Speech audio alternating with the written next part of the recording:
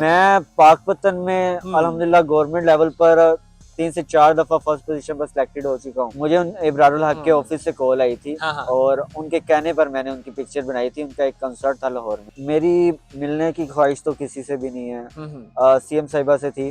तो अभी तक इनसे मुलाकात नहीं हुई आपकी? छोटी सिटी होने के बावजूद ये बड़ी बड़ी सिटीज के मुकाबले में भाई थी। यहाँ पे आप देखेंगे इस सिटी के अंदर आपको फनकार मिलेंगे। बड़ी बरकत है कि यहाँ पे जो बच्चा पैदा होता है ना, वो पैदाइशी टैलेंटेड होता है और उसके अंदर कोई ना कोई हुनर होता है। मैं जब उनसे मिलने गया तो मुझे एसपी शेरबानो कहती कि मैं गिफ्ट नहीं लेती। मैंने डर डर के जब वो पोर्ट्रेट खोला तो वो कहती ये वाकई आपने बनाया? उन्होंने कहा जिस जगह आप रुके मैं आपको गाड़ी वहाँ पे जाके दे के आएगी पैसे। असल में अली इशू पता है क्या, हम बिलोंग करते हैं छोटी सिटी से, हमारे यहाँ पे टैलेंट को उस हिसाब से प्रमोट नहीं किया जाता। जब मैं स्केचिंग की तरफ मूव किया तो मुझे तकरीबन एक स्केच बनाने में 8 से 9 घंटे लगते थे।